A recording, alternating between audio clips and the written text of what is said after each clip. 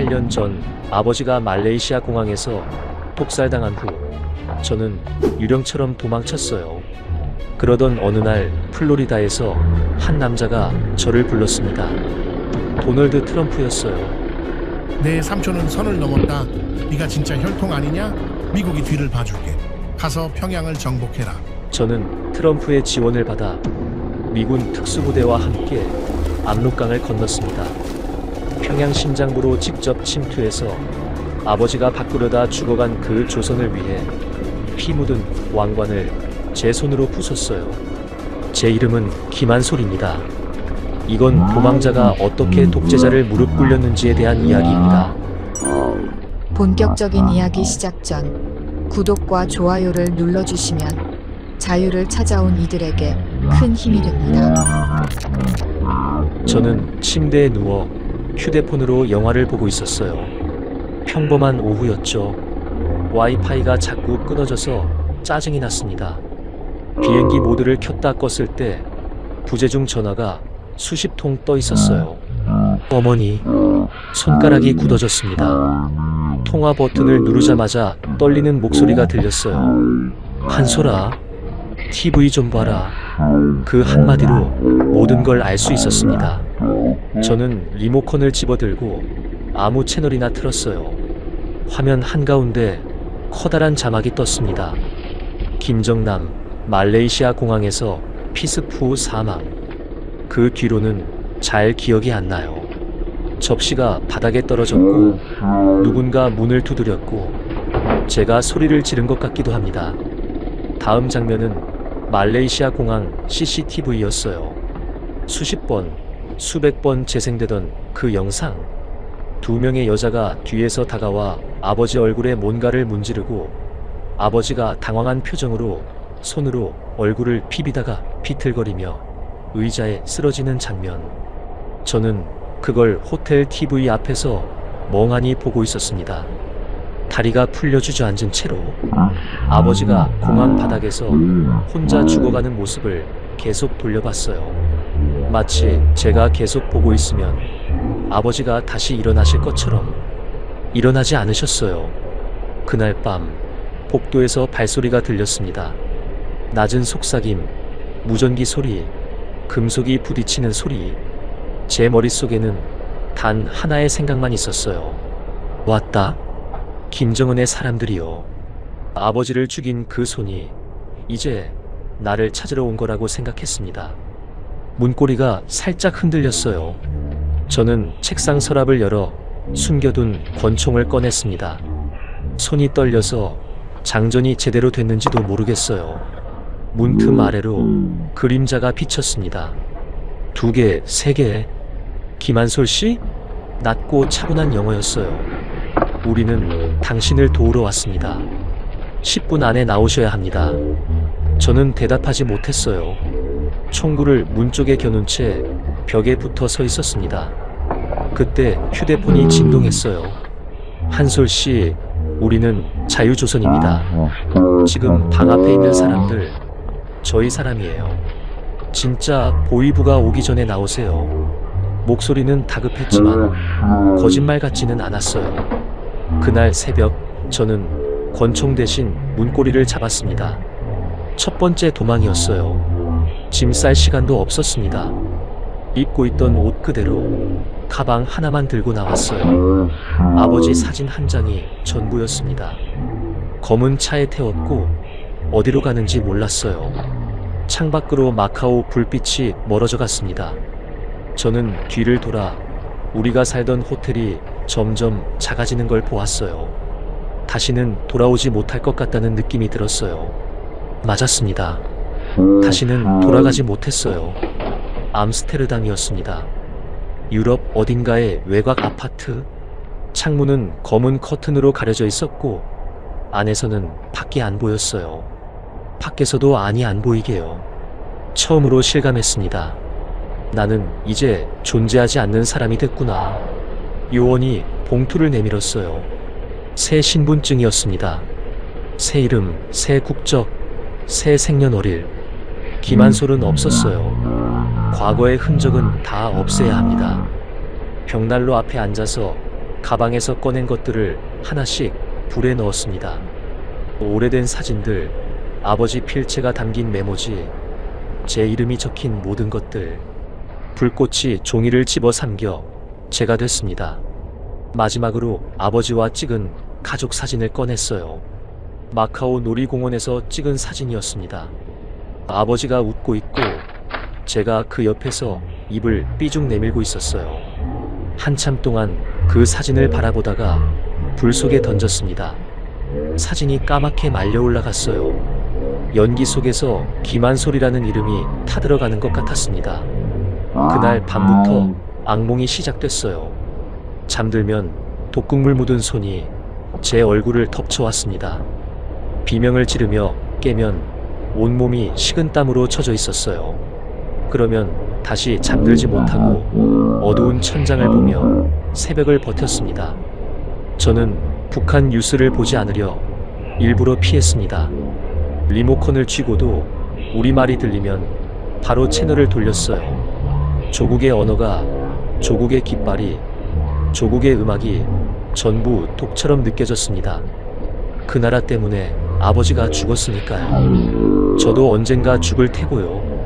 그런데 어느 날이었습니다. 암스테르담이었는지 비엔나였는지 이제는 잘 기억도 안 나요. 지하철역 근처 허름한 아파트에서 혼자 라면을 끓여 먹고 있었어요. 습관처럼 켜둔 TV에서 앵커 목소리가 흘러나왔습니다. 그날따라 채널을 돌리기 전에 화면이 제 시선을 붙잡았어요. 평양, 김일성 광장.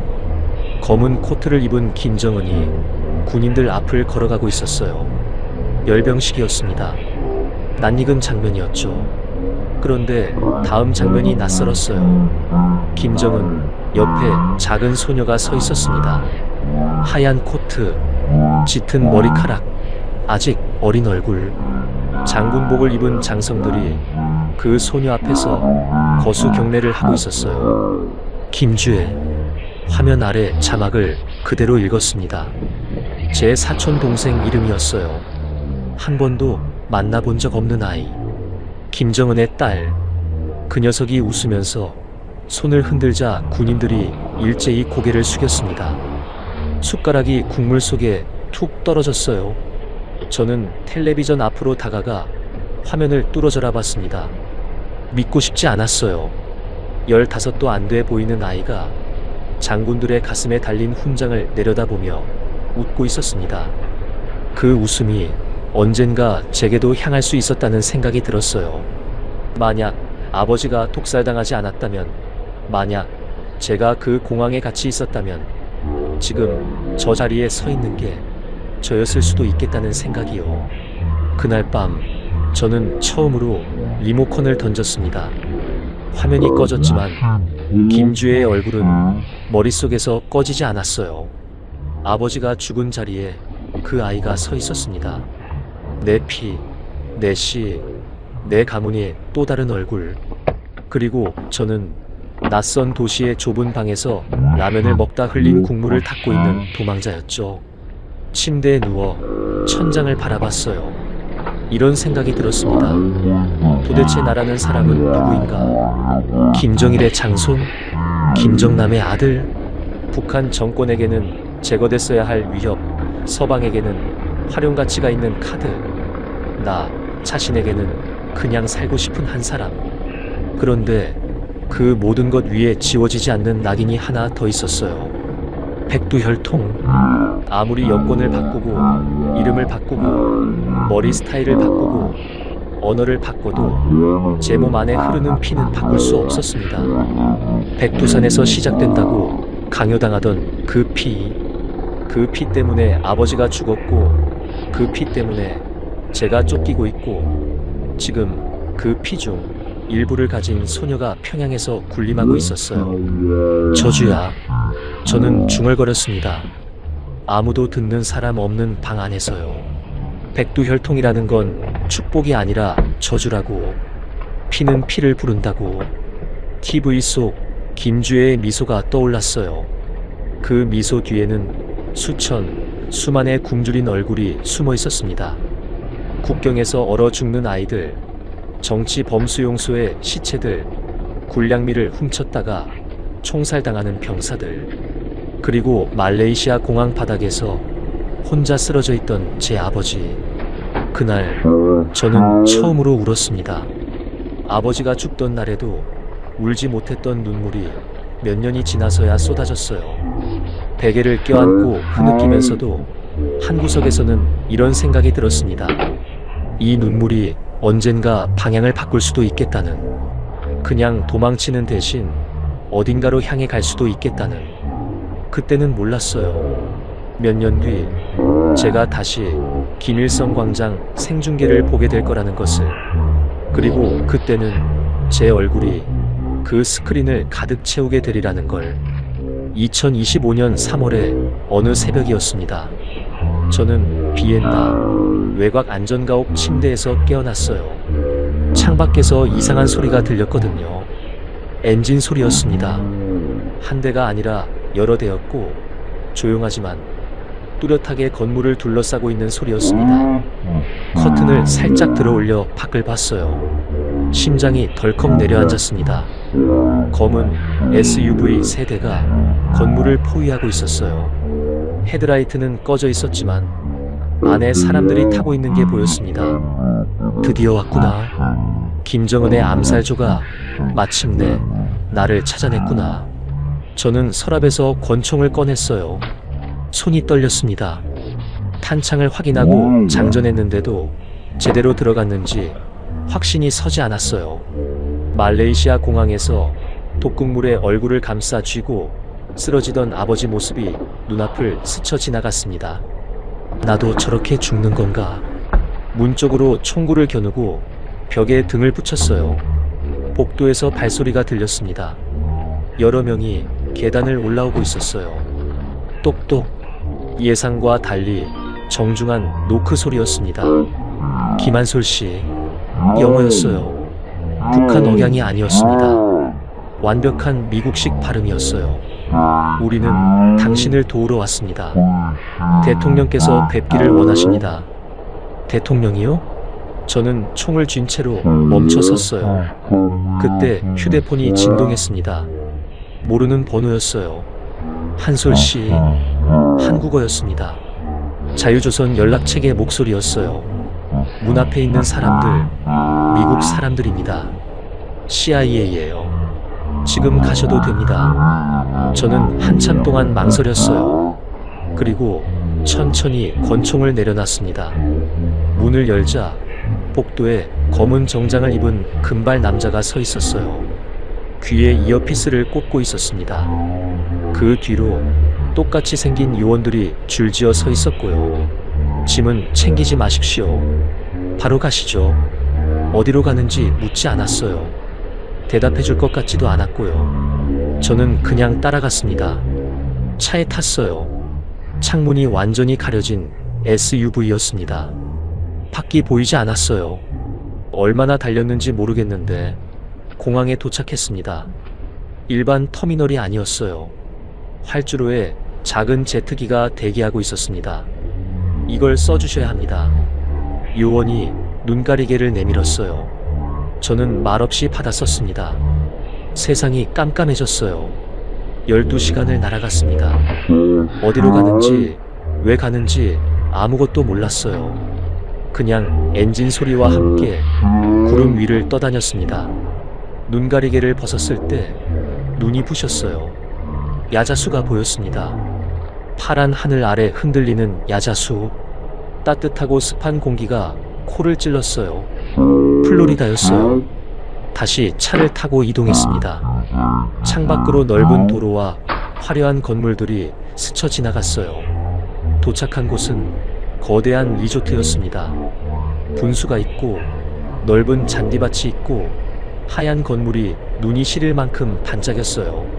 말하라고. 복도를 걸어가는데 금빛 장식들이 천장까지 가득했어요. 요원이 집무실 같은 문 앞에서 멈췄습니다. 노크가 2번 났어요. 문이 열렸습니다. 책상 너머에서 저를 바라보는 남자가 있었어요. 도널드 트럼프였습니다. 흰 머리, 붉은 넥타이, 날카로운 파란 눈. 그가 손을 내밀었어요. 저는 반사적으로 악수했습니다. 앉아. 저는 맞은편 의자에 앉았어요. 트럼프가 말없이 서류 봉투를 탁자 위에 던졌습니다. 무심하게요. 열어봐. 봉투 안에서 도면들이 쏟아졌어요. 평양 지하시설 설계도였습니다. 김정은의 벙커, 비상탈출로, 지하 통신망, 그리고 숫자가 빼곡한 문서, 비자금 계좌 내역이었어요. 어떻게 이걸? 내 삼촌은 선을 넘었어. 트럼프가 팔짱을 끼며 말했습니다. 핵무기 갖고 협박하는 것도 모자라서 이제는 꼬마 여자애한테 핵 버튼을 쥐어주려고 해. 10대 소녀가 군대를 지휘한다고? 미친 짓이지. 직설적이었어요. 그 말이 이상하게 와닿았습니다. 네가 진짜 혈통 아니냐? 김정일 직계 장손. 백두혈통 말이야. 백두혈통. 그 단어가 제 심장을 찔렀어요. 미국이 뒤를 봐줄게. 자금도 정보도 필요한 건 다 줄 수 있어. 내 삼촌 체제를 안에서부터 무너뜨리는 거야. 방 안이 조용해졌어요. 에어컨 소리만 들렸습니다. 창밖으로 플로리다의 파란 하늘이 보였어요. 저는 그 하늘을 보면서 생각했습니다. 8년 동안 숨어 살았어요. 이름을 바꾸고 얼굴을 숨기고 그냥 살고 싶었습니다. 평범하게 아무도 모르는 곳에서. 안 합니다. 제 입에서 튀어나온 말이었어요. 트럼프가 눈썹을 올렸습니다. 정치도 싫고 권력도 싫습니다. 저는 그냥 살고 싶어요. 말하면서도 알았어요. 이 말이 얼마나 공허한지. 8년 동안 도망쳐 왔지만 한 번도 진짜로 살아본 적이 없었으니까요. 트럼프는 뭔가를 더 말하려다가 멈췄어요. 그리고 천천히 고개를 끄덕였습니다. 생각해봐. 시간을 줄게. 그는 자리에서 일어나며 문 쪽으로 걸어갔어요. 문 앞에서 멈춰서더니 뒤돌아봤습니다. 한솔, 기억해둬.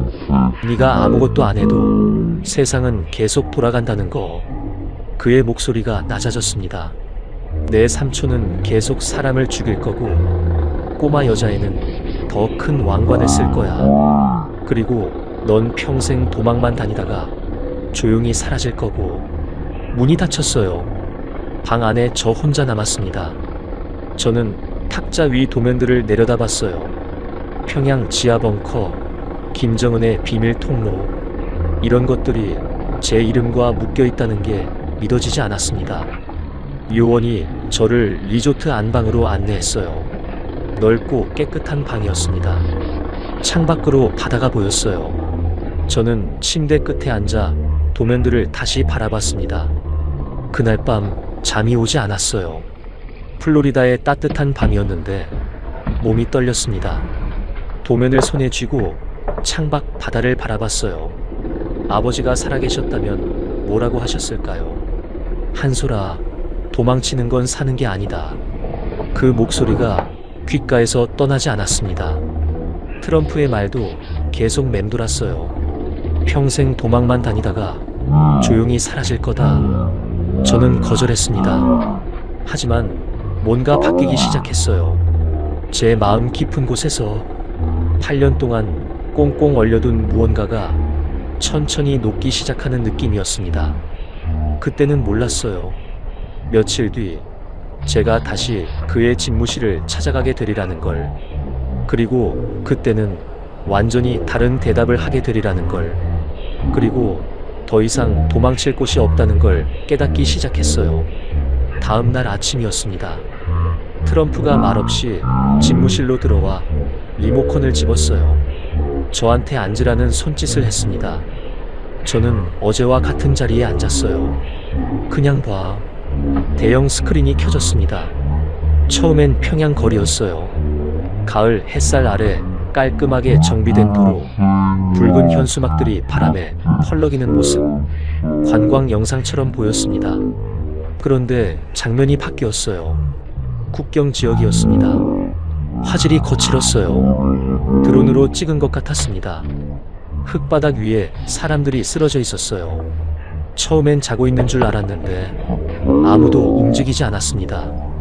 뼈만 앙상하게 남은 아이가 어머니 품에 안겨 있었고 어머니도 눈을 감고 있었어요. 둘 다 얼어붙은 땅 위에서 마지막 숨을 거둔 채로요. 함경북도 지난 겨울이야. 트럼프가 설명했습니다. 제 가슴 어딘가가 조여들었어요. 화면 속 아이의 손이 굳어서 어머니 옷깃을 붙잡고 있었는데 그 작은 손가락들이 왜 그렇게 선명하게 보였는지 모르겠어요. 장면이 또 바뀌었습니다. 이번엔 평양 김일성 광장이었어요. 열병식, 탱크와 미사일 행진, 수십만 군중의 환호, 그리고 주석단 위에 김주애가 서 있었습니다. 명품 코트를 입고 환하게 웃으며 손을 흔드는 모습이 화면 가득 차올랐어요. 저는 그 두 장면이 같은 나라, 같은 하늘 아래서 동시에 존재한다는 사실을 받아들일 수가 없었습니다. 국경에서 굶어 죽은 아이와 명품을 걸치고 군림하는 소녀가 불과 몇백 킬로미터 떨어진 곳에서 같은 시간을 살고 있다는 게 믿어지지 않았어요. 다음 화면은 더 충격적이었습니다. 군복을 입은 백발의 장성들이 김주애 앞에서 무릎을 꿇고 있었어요. 가슴에 훈장을 가득 달고 평생 전장을 누빈 노장들이 15도 안 된 소녀 앞에서 허리를 90도로 굽히며 충성을 맹세하는 장면이었습니다. 그 광경이 우스우면서도 처참했어요. 저 장성들이 진심으로 존경해서가 아니라 그냥 살아남으려고 무릎을 꿇는다는 걸 알 수 있었으니까요. 트럼프가 스크린을 껐어요. 방이 조용해졌습니다. 저는 한참 동안 꺼진 화면을 바라봤어요. 머릿속에서 두 장면이 계속 겹쳐졌습니다. 굶어 죽은 아이와 웃으며 손 흔드는 소녀, 그 사이의 거리가 얼마나 멀면서도 가까운지 동시에 느껴졌어요. 그때 아버지 목소리가 떠올랐습니다. 오래전 마카오에서 창밖 야경을 보며 제 머리를 쓰다듬으시던 그날 밤의 기억이었어요. 한솔아, 우리 조선은 변해야 한다. 그 말의 무게를 이제야 알겠어요. 아버지는 이미 알고 계셨던 거예요. 언젠가 자신이 그 대가를 치르게 될 거라는 걸. 그래도 말씀하셨던 겁니다. 내 아버지가 왜 죽었는지 알아? 트럼프가 물었습니다. 저는 고개를 들었어요. 권력 싸움 때문이 아니야. 내 아버지는 이걸 바꾸려 했어. 이 체제를. 그게 죽어야 할 이유였던 거지. 그 말이 가슴 한가운데를 정확히 찔렀어요. 오래전부터 알고 있었지만 누군가 직접 말해주길 기다리고 있었던 진실이었습니다. 아버지는 그냥 권력 다툼에서 진 사람이 아니었어요. 저 기형적인 세습을 막으려다가 수백만 명의 굶주림 위에서 웃고 있는 저 체제를 바꾸려다가 독살당한 사람이었습니다. 저는 아무 말도 하지 않고 집무실을 나왔어요. 리조트 테라스로 나갔습니다. 바다가 보이는 곳이었어요. 플로리다의 따뜻한 저녁 바람이 야자수를 흔들며 불어왔습니다. 파도 소리가 들렸어요. 너무 평화로워서 오히려 낯설었습니다. 의자에 앉아 바다를 바라봤어요. 수평선 너머로 해가 지고 있었습니다. 그 아름다운 풍경을 보면서도 머릿속에는 화면 속 그 아이의 굳어버린 손만 떠올랐어요. 8년 동안 저는 뭘 했을까요? 아버지가 바꾸려던 조선에서 계속 사람들이 죽어가는 동안 저는 이름을 바꾸고 얼굴을 숨기며 그냥 살아남기만 하려 했습니다. 그게 옳다고 생각했어요. 살아남는 것 자체가 저항이라고 스스로를 위로했습니다. 하지만 그 사이 수만 명이 굶어 죽었어요.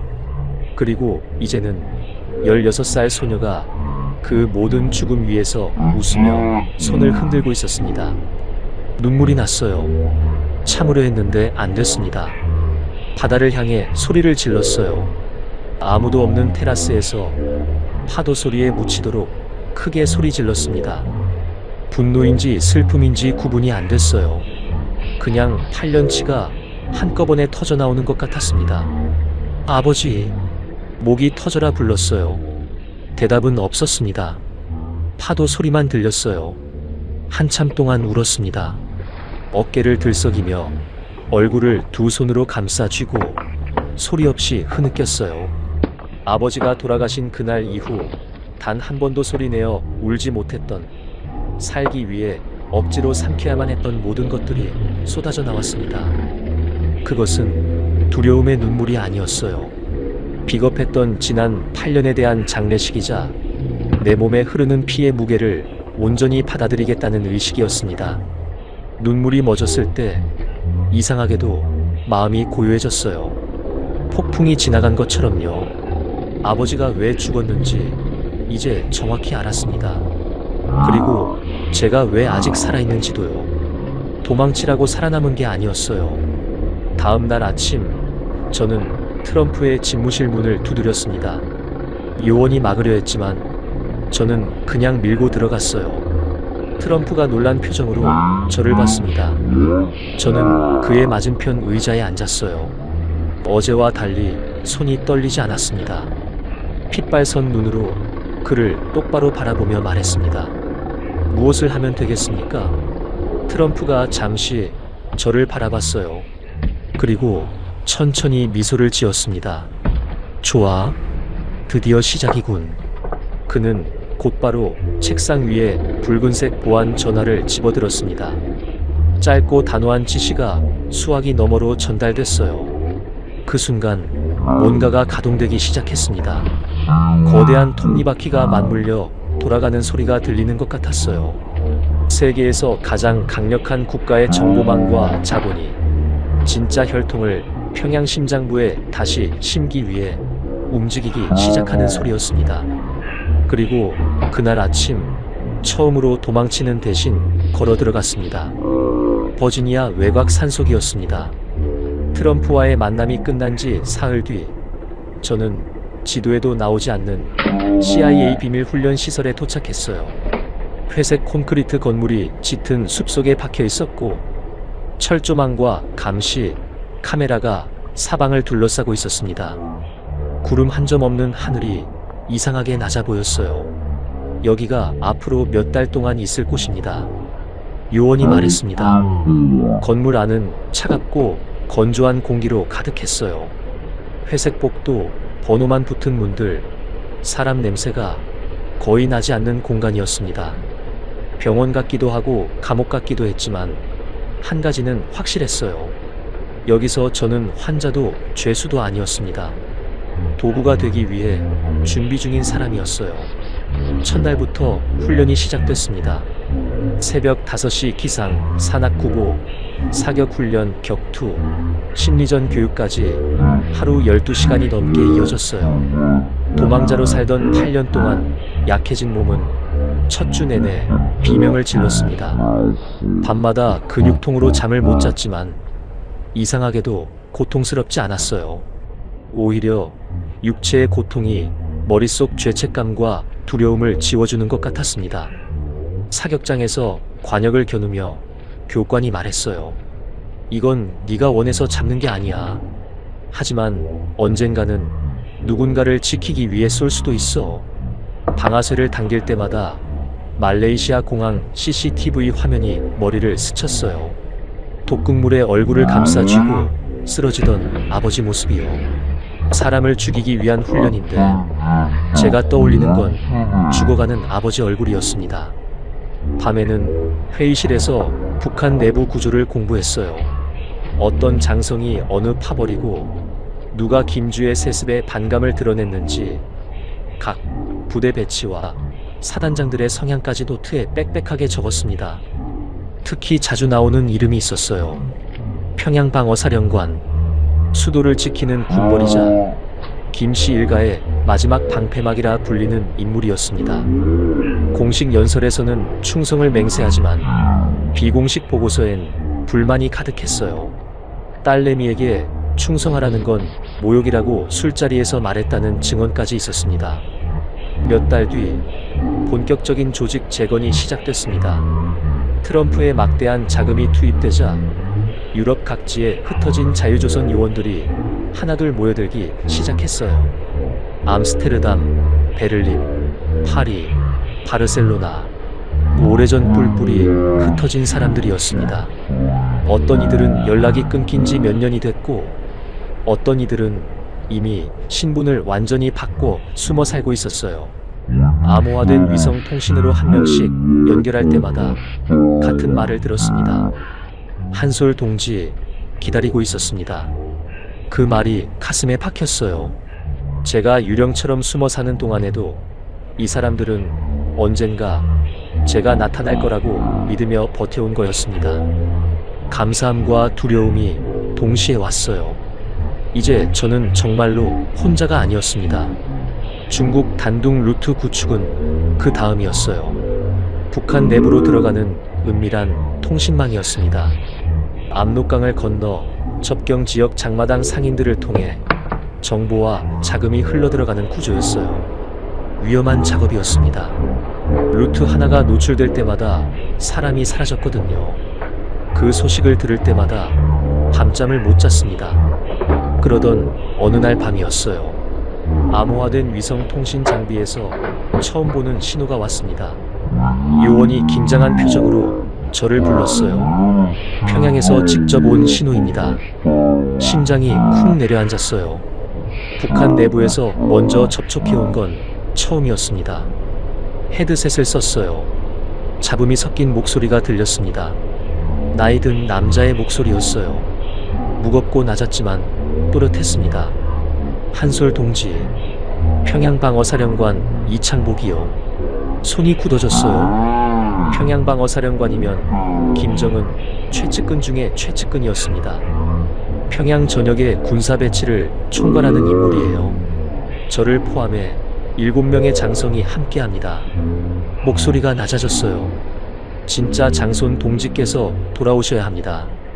군복도 제대로 못 입는 어린 계집애한테 거수 경례를 해야 하는 날이 올 줄은 몰랐습니다.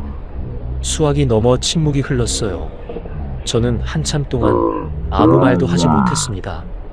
평양 심장부에서 김정은 가장 가까운 곳에서 이미 균열이 시작되고 있었던 거예요. 장군님, 저는 천천히 말했어요. 목숨을 걸어야 합니다. 각오가 되셨습니까? 잠시 침묵이 흘렀어요. 진작에 각오했습니다, 동지. 통화가 끝났어요. 방 안이 조용해졌습니다. 요원들이 저를 바라봤어요. 저는 헤드셋을 천천히 내려놨습니다. 이제 정말 시작이었어요. 그날부터 작업이 빨라졌습니다. 트럼프의 자금으로 소형 라디오 수만 개와 USB가 접경 지역에서 북한 내부로 흘러들어가기 시작했어요. 어둠이 깔린 압록강 위로 스텔스 드론들이 날아올랐고 북한 땅 곳곳에 진실을 품은 씨앗들이 눈송이처럼 뿌려졌습니다. 라디오 안에는 단 하나의 메시지가 담겨 있었어요. 진짜 백두혈통의 장손 김한솔이 살아있다. 처음엔 아무 반응이 없었어요. 그냥 돌멩이를 던지는 것 같았습니다. 하지만 2주가 지나자 단둥 루트를 통해 소식이 들어오기 시작했어요. 함경도 장마당에서 소문이 퍼지고 있다고. 평양 외곽 주민들 사이에서 그 이름이 조심스럽게 오가고 있다고 했습니다. 효과는 상상 이상이었어요. 통제된 사회일수록 입에서 입으로 전해지는 소문은 불길보다 빠르고 무서운 법이니까요. 백두산에 진짜 주인이 살아있다더라. 미국이 진짜 혈통을 밀어주고 있다더라. 사람들의 웅성거림은 체제의 근간을 흔드는 미세한 지진이 되어갔습니다. 그런데 열흘 뒤 무서운 소식이 함께 들어왔습니다.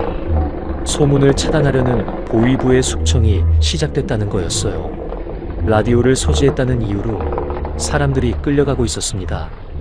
누군가 총살됐다는 이야기도 들어왔어요. 저는 그 소식을 듣고 한동안 자리에서 일어나지 못했어요. 훈련실 구석에 혼자 앉아서 벽을 바라봤습니다. 제 이름이 새겨진 라디오 하나 때문에 사람이 죽었어요. 제가 살겠다고 내린 결정이 다른 누군가의 죽음을 불렀습니다. 요원이 들어왔어요. 멈추시겠습니까? 저는 고개를 들었습니다. 아니요. 목소리가 떨리지 않았어요. 스스로도 놀랐습니다. 멈추면 더 많은 사람이 더 오래 죽습니다. 계속합니다. 우리는 결단의 날을 정해야 했어요. 더 이상의 무의미한 희생을 막고 단 한 번의 치명적인 타격으로 체제의 숨통을 끊어놓을 그날을 말입니다. 달력을 노려보던 제 시선이 한 날짜에 멈췄습니다. 김주애를 공식적인 후계자로 책봉하고 대대적인 우상화 행사가 열리기로 예정된 날이었어요. 북한 전역이 들썩이고 전 세계의 이목이 평양으로 쏠리는 바로 그날, 이날입니다. 제가 달력을 가리키며 말하자 회의실에 모인 요원들의 숨소리가 멎었습니다. 가장 화려하고 완벽해야 할 그들의 축제를 가장 처참한 악몽으로 바꿔놓을 생각이었습니다. 실패하면 평양 내부의 조력자들은 물론이고 저 역시 영원히 끝장나는 미친 도박이었습니다. 하지만 저는 물러설 생각이 없었어요. 말레이시아 공항에서 아버지가 흘렸던 피, 국경에서 얼어붙은 아이들의 눈물, 그리고 끌려간 무고한 인민들의 비명, 그 모든 빚을 갚아줄 시간이 다가오고 있었습니다. 작전 계획서 맨 위에 한 줄을 적었습니다. 김주애 책봉식 당일 평양 국가망 완전 장악, 평양의 심장을 멈추게 할 돌이킬 수 없는 카운트다운이 시작되었습니다. 영하 15도의 압록강이었습니다. 칠흑 같은 새벽, 달빛조차 구름에 가려진 밤이었어요. 저는 검은 전투복을 입고 얼음장 같은 강물 속에 서 있었습니다.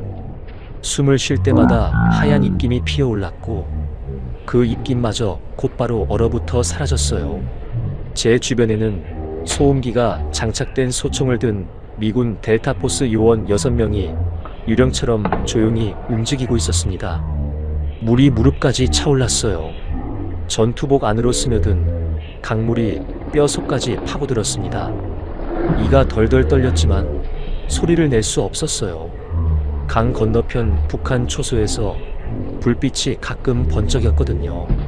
한 발 한 발. 강바닥이 미끄러웠어요. 발밑에서 살얼음이 쩍 하고 갈라지는 소리가 날 때마다 심장이 멎는 줄 알았습니다. 그리고 마침내 북한 땅에 발이 닿았어요. 8년 만이었습니다. 차갑고 단단한 흙이 발바닥으로 느껴졌어요. 그 순간 이상한 감정이 밀려왔습니다. 마른 풀과 매연, 그리고 어릴 적 청진에서 맡았던 그 흙냄새가 코를 찔렀어요. 조국의 냄새였습니다. 도망자로 살던 8년 동안 꿈에서도 잊지 못했던 그 냄새. 눈이 시렸어요. 추워서가 아니었습니다. 움직이십시오.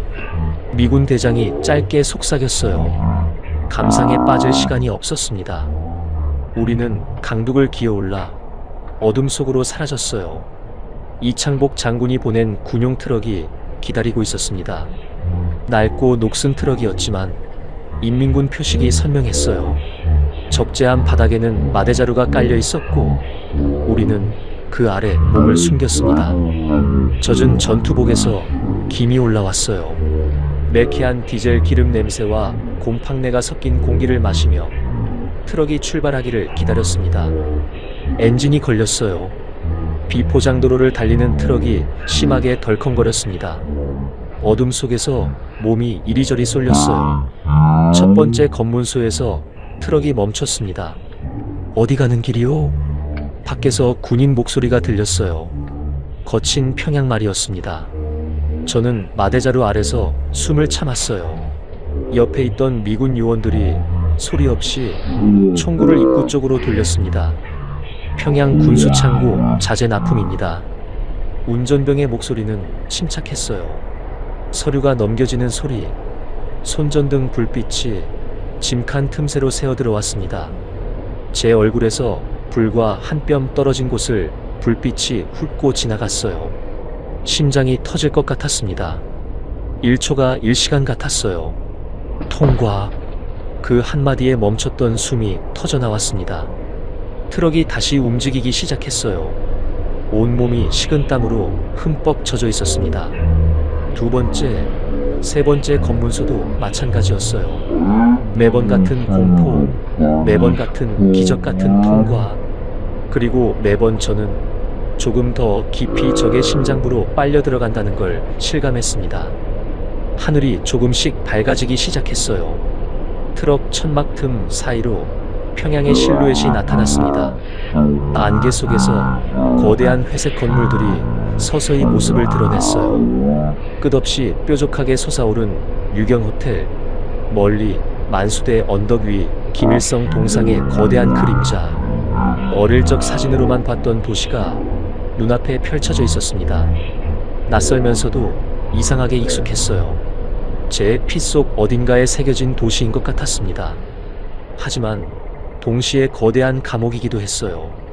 수백만 명의 사람들이 숨죽여 살아가는 철창 없는 감옥. 트럭이 평양 외곽 낡은 아파트 단지에 멈췄습니다. 페인트가 다 벗겨진 회색 건물들, 창문마다 걸린 붉은 선전 구호들. 우리는 소리 없이 내려 지하실 입구로 향했어요. 곰팡내 나는 어두운 계단을 한참 내려가니 두꺼운 철문이 나타났습니다. 정해진 암호대로 문을 두드리자 무거운 쇳소리와 함께 문이 열렸어요. 지하실 안은 완전히 다른 세계였습니다. 수많은 통신 장비와 모니터들이 희미한 불빛을 발하고 있었어요.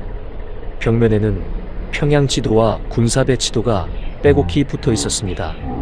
그리고 그 한가운데 한 노인이 서 있었어요. 군복을 입은 백발의 사내, 어깨에 커다란 별 3개를 단 평양방어사령관 이창복이었습니다. 사진으로만 보던 그 매서운 얼굴이 저를 보자마자 미세하게 떨렸어요. 그는 천천히 군모를 벗었습니다. 그리고 제 앞에서 허리를 90도로 굽혔어요. 장손 동지, 기다리고 있었습니다. 목소리가 깊고 갈라져 있었습니다. 수십 년 동안 김씨 일가에 충성해온 북한 군부 최고위 장성이 20대의 젊은 저에게 고개를 숙이는 초현실적인 광경이었어요. 저는 아무 말도 하지 못하고 그의 거친 손을 두 손으로 꽉 맞잡았습니다. 손에서 전해지는 온기가 이것이 현실임을 말해주고 있었어요. 8년 동안 정말 기다리고 계셨습니까? 제가 떨리는 목소리로 묻자 이창복 장군이 고개를 끄덕였습니다. 매일 밤 기도했습니다.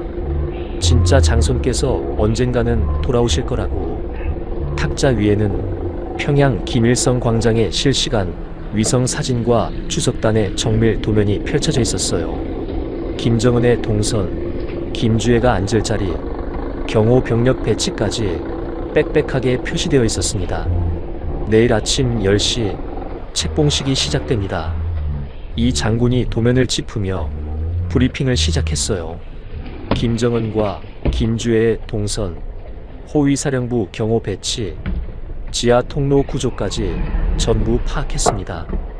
광장 외곽은 제휘하 병력 3,000명이 훈련을 가장해 이미 포위망을 좁히고 있습니다. 그때 지하실 문이 다시 열렸어요. 6명의 사내들이 차례로 들어왔습니다. 모두 가슴에 훈장을 가득 단 북한 군부의 핵심 장성들이었어요. 그들은 저를 보자마자 일제히 거수 경례를 했습니다. 참을 만큼 참았습니다. 한 군단장이 이를 악물며 말했어요. 군복도 제대로 못 입는 어린 계집애한테 허리를 굽히고 인민들은 풀뿌리를 뜯어먹다 얼어 죽는데 저들은 명품을 두르고 웃고 있습니다. 진짜 혈통이신 동지께서 오셨으니 이제 이 미친 짓을 끝내야 합니다. 그들의 눈빛에는 복잡한 감정이 섞여 있었어요. 김정일의 얼굴을 빼닮은 저를 향한 묘한 경외감, 그리고 내일이면 온 가족의 목숨이 날아갈지도 모른다는 공포. 그 좁고 습한 지하실에 모인 9명의 남자들. 우리는 조국의 운명을 건 도박의 한가운데 서 있었습니다. 그런데 새벽 2시 예상치 못한 재앙이 터졌습니다. 최 중장이 보이지 않습니다. 망을 보던 협력자가 창백하게 질린 얼굴로 뛰어들어왔어요. 화장실에 다녀오겠다던 장성 한 명이 30분째 돌아오지 않고 있다는 거였습니다. 지하실 안의 공기가 순식간에 얼어붙었어요. 보입으로 갔을 수 있소? 이창복 장군이 떨리는 손으로 허리춤에서 권총을 꺼냈습니다. 압박감을 견디지 못하고 밀고 하러 간 거요. 작전이 노출됐습니다. 패닉이었어요. 미군 요원들이 즉각 소총의 장전 손잡이를 당기며 전투 태세를 갖췄고 남은 장성들의 얼굴은 사색이 되었습니다. 내일 아침 10시까지 기다리다간 보위부 특수부대가 이 지하실을 덮칠 게 뻔했어요. 8년을 준비한 거사가 조국 땅을 밟은 지 채 하루도 되지 않아 수포로 돌아갈 위기였습니다. 모두가 굳어있는 사이 저는 탁자 위에 도면을 뚫어져라 바라봤어요. 심장이 미친 듯이 뛰었지만 이상하게 머릿속은 차갑게 가라앉았습니다. 여기서 도망치면 영원히 끝이에요. 다시는 기회가 없습니다. 시간을 앞당깁니다. 제 목소리에 모두의 시선이 집중됐어요. 내일 아침 10시가 아니라 지금 들어갑니다. 어차피 광장과 주석단은 책봉식 준비로 인력들이 배치되고 있을 겁니다. 보위부가 상황을 파악하고 병력을 움직이기 전에 우리가 먼저 방송국과 주석단을 칩니다. 작전을 6시간 앞당기세요. 미친 짓이었습니다. 완벽한 세팅 없이 어둠 속에서 적의 심장부로 돌진하자는 거였으니까요. 하지만 이창복 장군은 제 눈을 한참 바라보더니 권총의 슬라이드를 철컥 당겼습니다. 장손 동지의 명을 따르겠습니다. 전 병력 즉시 출동 준비하라. 지하실이 급박하게 돌아가기 시작했어요. 요원들이 탄창을 챙기고 무전기를 점검하는 사이 저는 조용히 구석으로 걸어갔습니다. 짐 가방을 열고 깊숙한 곳에서 작은 상자를 꺼냈어요. 8년 전 마카오에서 야반 도주하던 그날 밤 유일하게 움켜쥐었던 물건이었습니다. 아버지의 낡은 손목시계. 가죽 밴드가 너덜거렸고 유리에는 작은 흠집이 있었어요. 말레이시아 공항 대리석 바닥에 부딪혀 생긴 상처였습니다. 하지만 시계는 아직 가고 있었어요. 아버지가 멈춘 그날 이후에도 혼자 계속 가고 있었습니다. 덜덜 떨리는 손으로 그 시계를 손목에 찼어요. 차가운 금속이 피부에 닿는 순간 미친 듯이 날뛰던 심장 박동이 시계의 초침 소리와 서서히 동기화되는 것 같았습니다. 저는 차가운 콘크리트 바닥에 무릎을 꿇었어요. 태어나서 단 한 번도 신을 믿어본 적 없었지만 그 순간만큼은 누군가에게 빌어야 했습니다. 두 손을 모으고 눈을 감았어요. 아버지, 소리내지 않고 속으로만 불렀습니다. 제가 왔습니다. 도망치지 않고 여기까지 왔습니다. 당신이 바꾸려던 그 조선을 위해 오늘 그 피 묻은 왕관을 부수겠습니다. 무섭습니다. 솔직히 너무 무섭습니다. 그런데 아버지가 혼자 그 공항 바닥에서 죽어가셨을 때 얼마나 무서우셨을까요? 눈물이 났어요. 닦지 않았습니다. 부디 저를 지켜주십시오. 그리고 실패하더라도 이 사람들만은 살려주십시오. 저 때문에 목숨을 건 사람들이니까요. 눈을 떴을 때 두려움은 사라지고 없었습니다. 손목의 시계가 째깍거리고 있었어요. 아버지가 멈춘 시간 위에서 제 시간이 다시 흐르기 시작했습니다.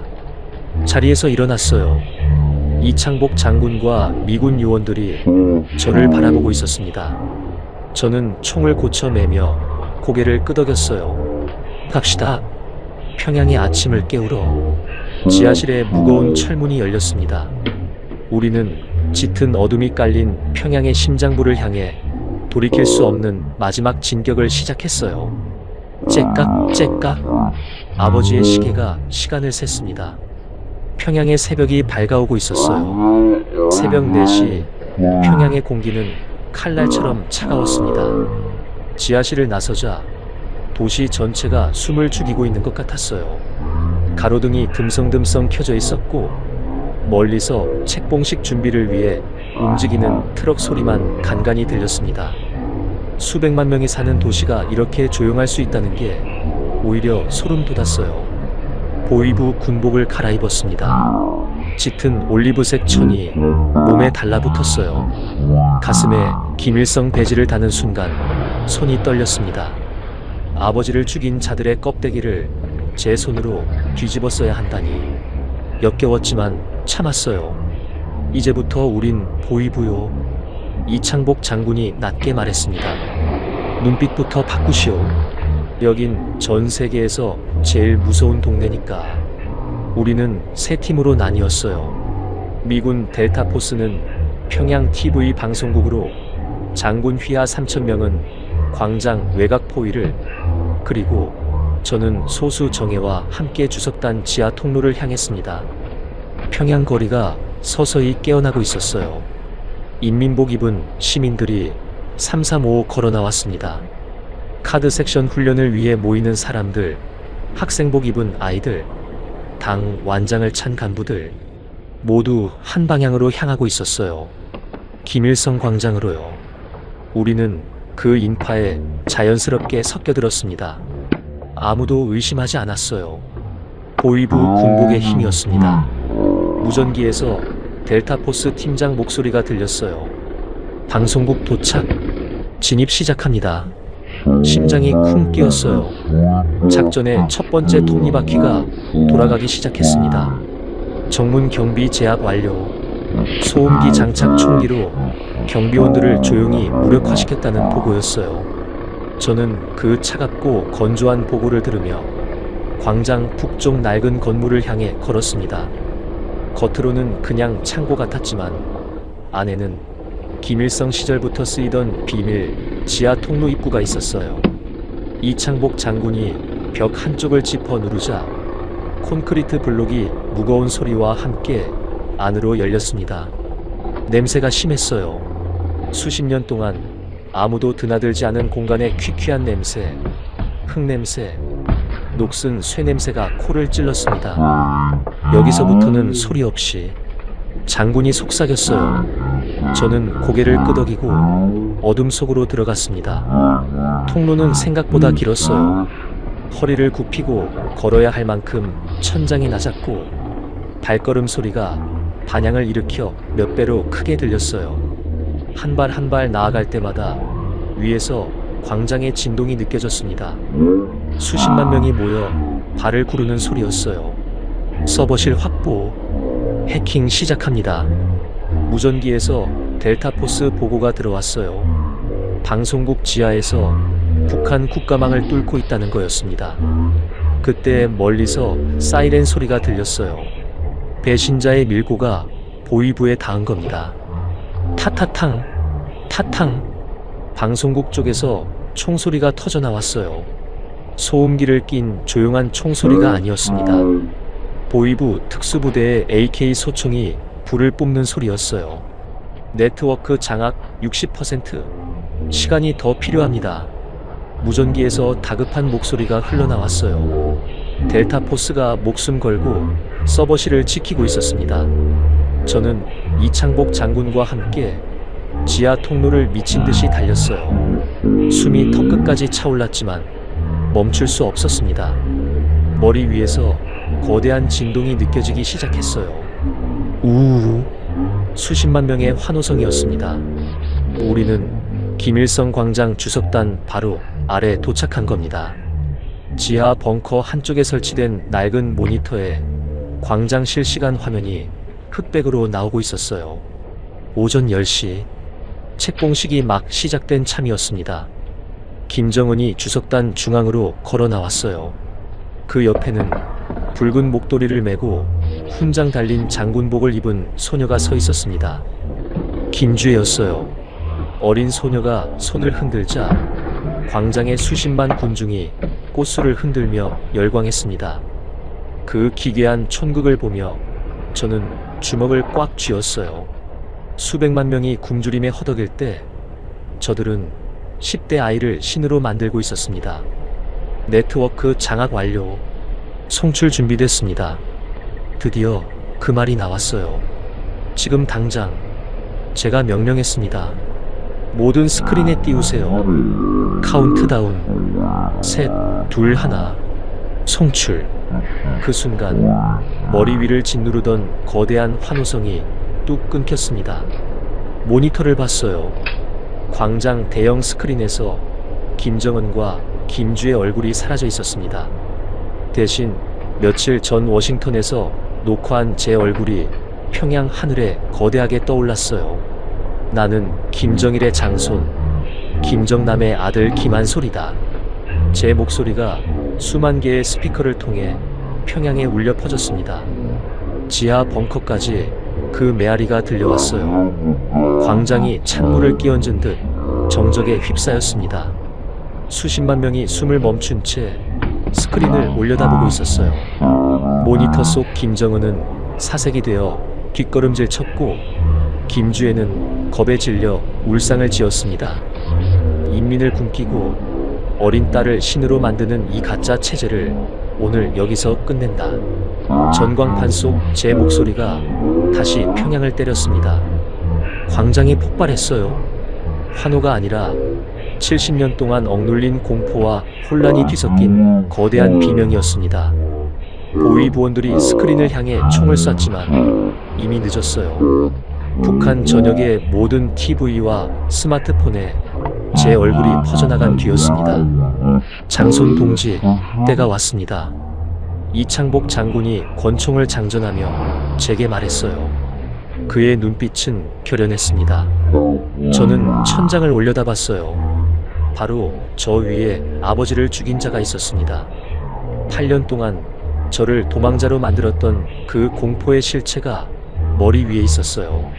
손목의 시계가 째깍거렸습니다. 아버지의 시계가 제 맥박과 함께 뛰고 있었어요. 저는 소총 장전 손잡이를 당겼습니다. 철컥 하는 쇠소리가 지하 벙커에 차갑게 울렸어요. 올라갑시다. 주석단으로 이어지는 콘크리트 계단을 향해 첫 발을 내디뎠습니다. 등 뒤로 10명의 요원들이 소리 없이 따라왔어요.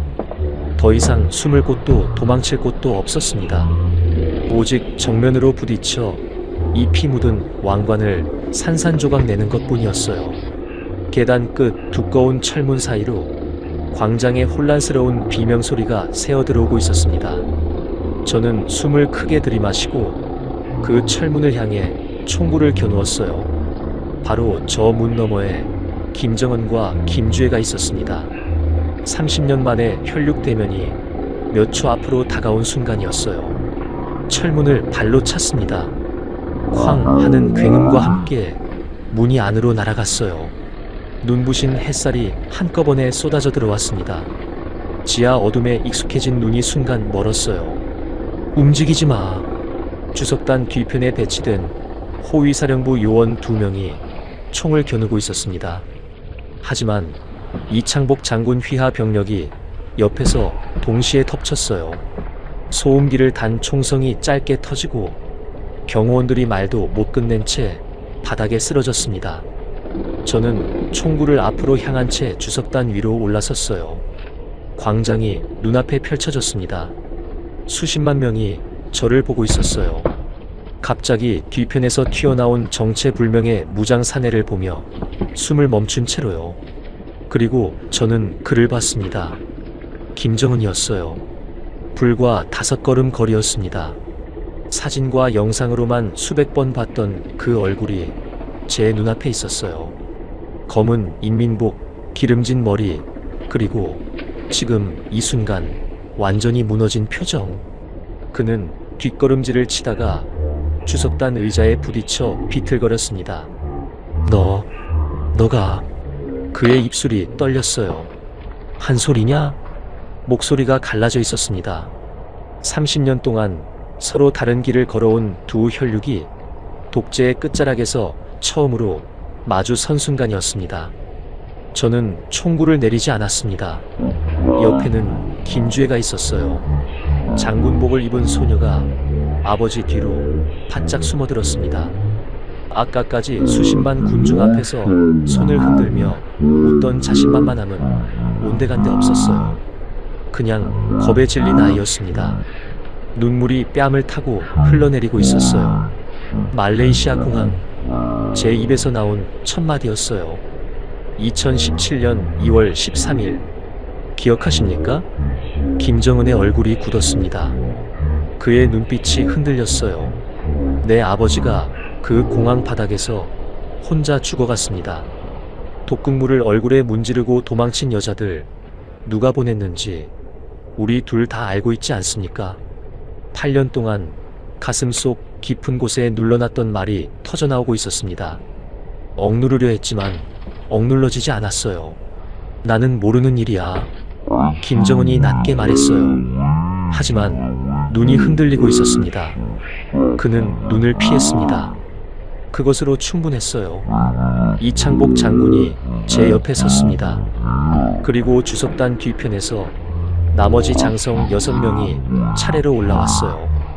평생 김정은에게 충성을 맹세했던 자들이 이제 총구를 그에게 겨누고 있었습니다.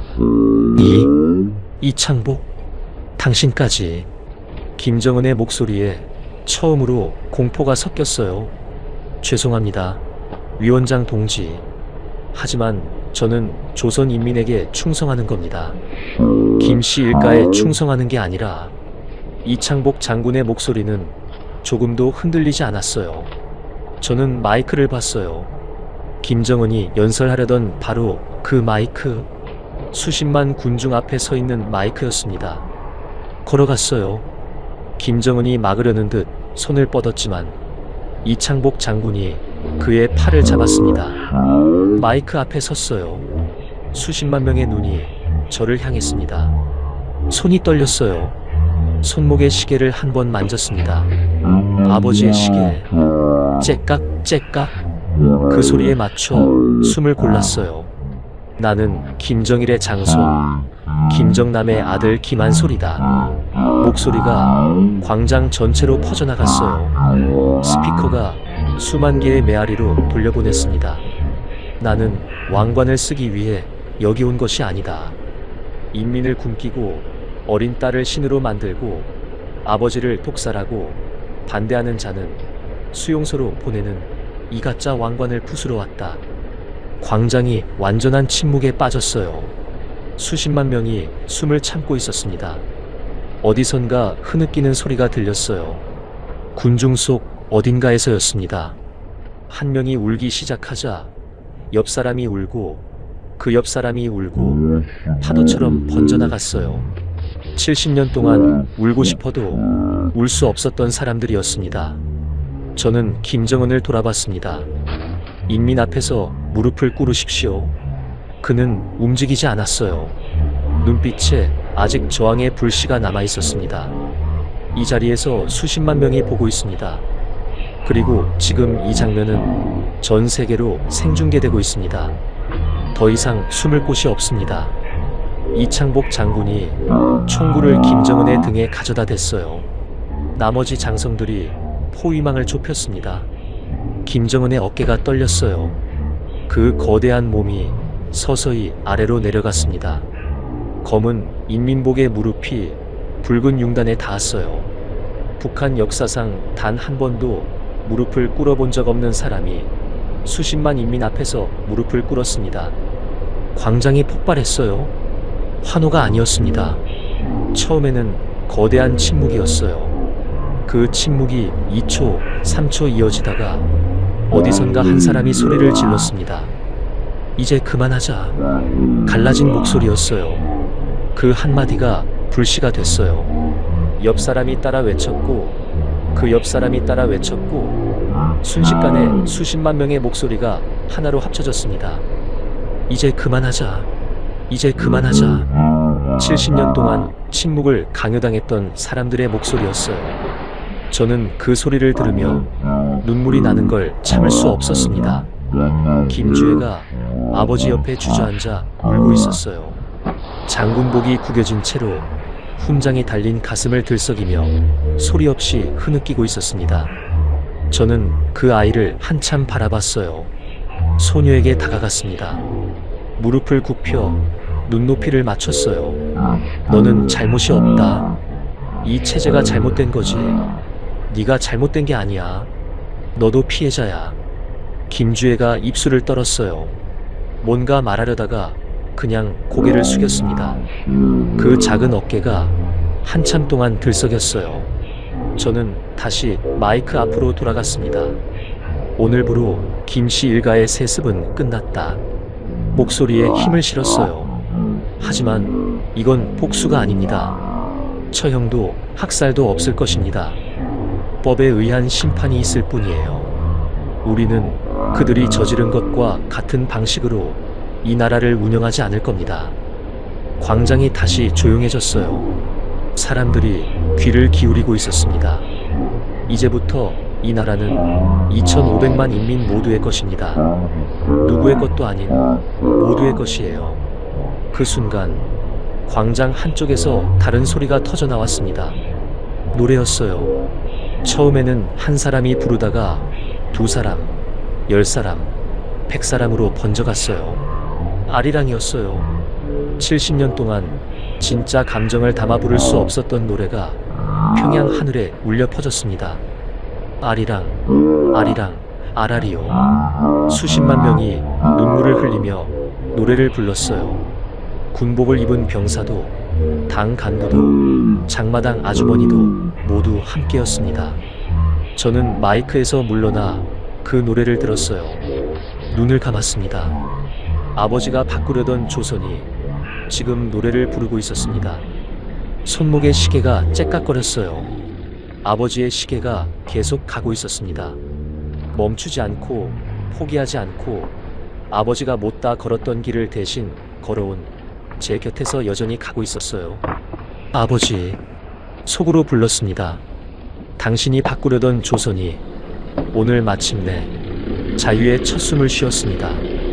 피 묻은 왕관이 산산조각 났습니다. 그리고 새로운 조선이 지금 막 시작되려 합니다. 그리고 오늘 평양의 하늘이 처음으로 자유의 공기를 마셨습니다. 며칠 뒤였습니다. 만수대 언덕 위에서 70년의 세월이 무너지던 날이었어요. 거대한 청동 동상 2개가 밧줄에 묶여 있었습니다. 김일성과 김정일, 수십 년 동안 하늘을 내려다보며 이 나라를 지배해온 거대한 형상들이었어요. 굴삭기가 엔진을 걸었습니다. 밧줄이 팽팽해졌어요.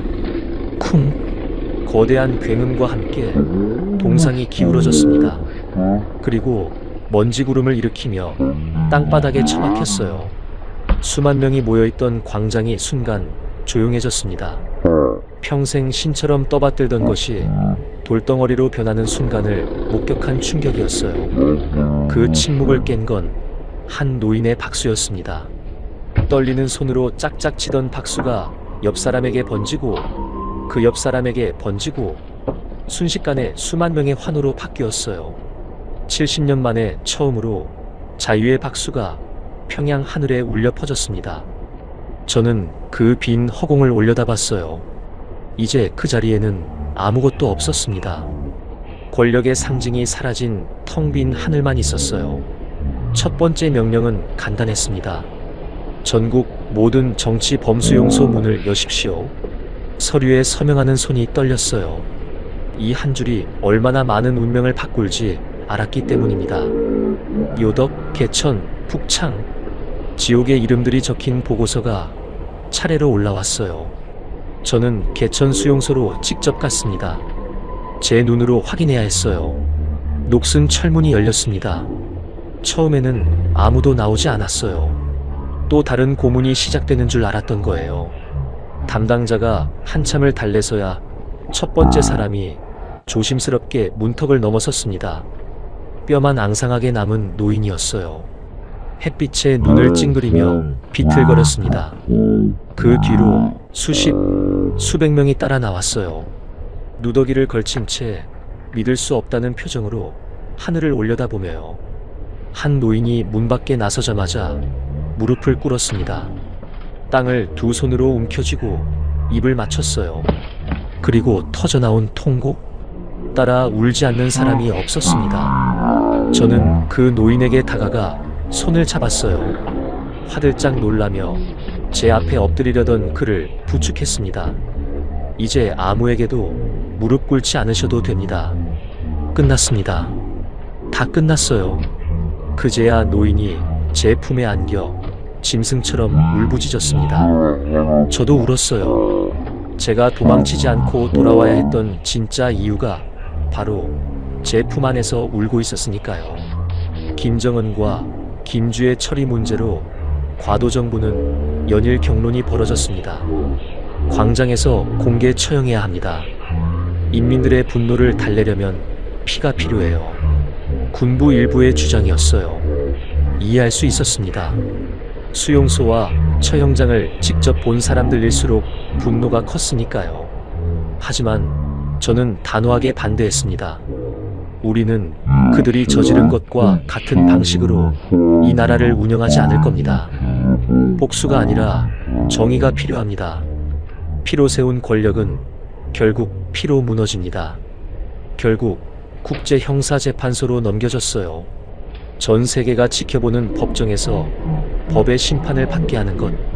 그것이 새로운 조선이 선택한 첫 번째 원칙이었습니다.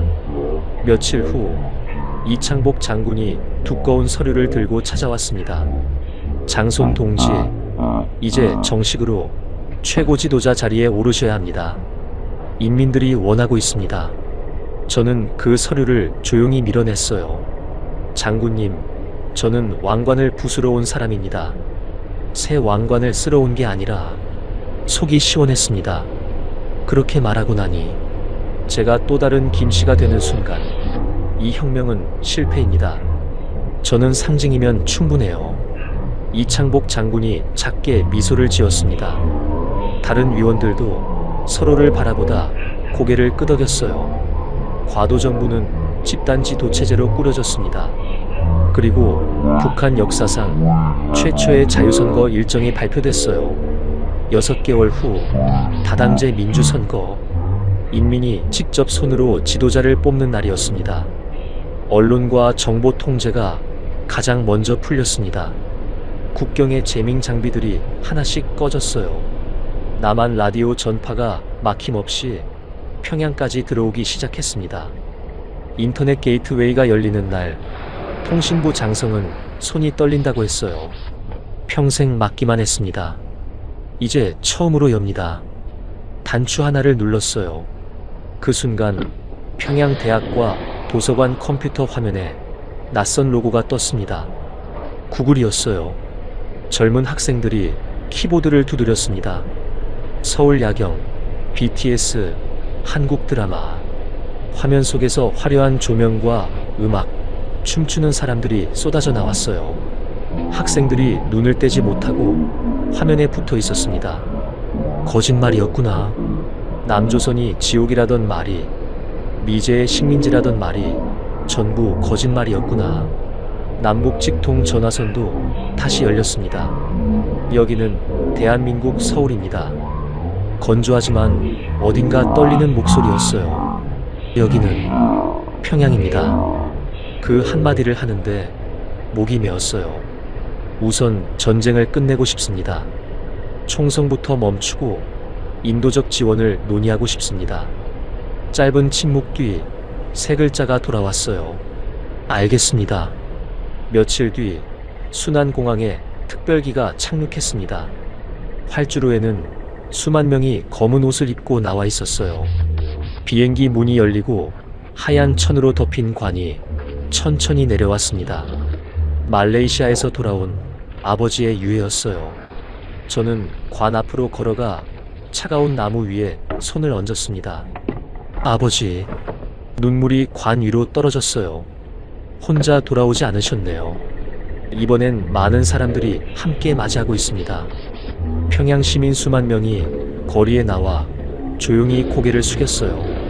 조국으로 돌아온 배신자가 아니라 조국을 바꾸려다 죽은 사람을 맞이하는 애도였습니다. 장례를 치른 뒤 저는 관 앞에 무릎을 꿇었어요. 손목에서 낡은 시계를 풀었습니다. 8년 동안 제 손목에서 멈추지 않고 가던 아버지의 시계를 관 위에 올려놨어요. 이제 돌려드립니다. 제 몫은 다 했습니다, 아버지.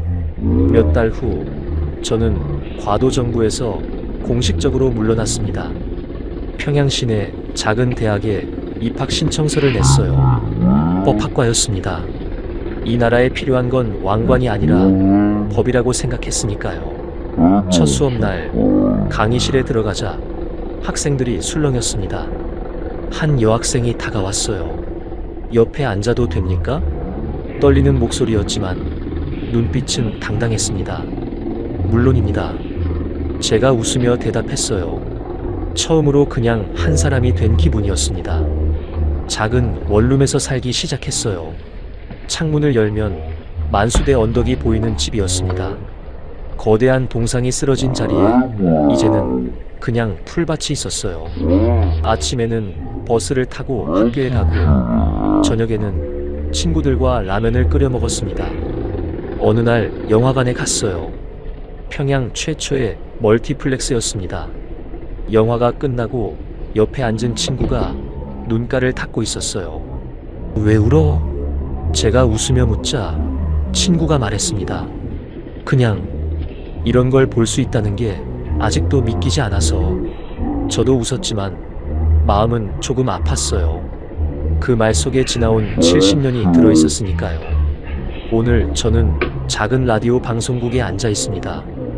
마이크 앞에서 마지막 방송을 하는 날이에요. 해킹이 아닌 주파수를 맞춘 누구나 들을 수 있는 자유로운 방송입니다.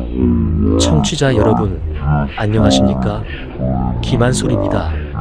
목소리가 평양의 가을 하늘로 압록강 너머로 퍼져나갔습니다. 어둡고 긴 밤이었습니다. 하지만 여러분, 마침내 아침이 밝았습니다. 창밖을 봤어요. 붉은 현수막이 사라진 거리에 아이들이 자전거를 타고 웃으며 지나가고 있었습니다. 이제 이 나라는 김씨 일가의 것이 아닙니다. 이 땅의 주인은 지금 라디오를 듣고 계신 여러분, 바로 2,500만 인민 모두입니다. 눈시울이 붉어졌지만 환하게 웃으며 말했습니다. 우리는 마침내 자유입니다. 마이크 불빛이 꺼졌어요. 저는 헤드셋을 내려놓고 밖으로 나갔습니다. 평양의 하늘이 파랬어요. 그냥 파란 하늘이었습니다. 특별할 것 없는 하늘인데 그날따라 유독 높고 넓어 보였어요. 손목을 봤습니다. 시계가 없었어요. 아버지께 돌려드린 자리가 텅 비어 있었습니다. 그런데 이상하게 허전하지 않았어요. 오히려 가벼웠습니다. 8년 동안 짊어지고 온 모든 것들을 내려놓은 홀가분함이었어요. 저는 평양 거리를 걸었습니다. 아무 방향으로나 걷는 사람들 사이로요. 시키는 방향이 아니라 자기가 가고 싶은 방향으로 걷는 사람들과 함께요. 찬바람이 뺨을 스쳤습니다. 더 이상 도망치지 않아도 되는 완벽하게 자유로운 발걸음이었습니다. 저는 김한솔입니다. 그리고 이제 이 나라는 자유입니다.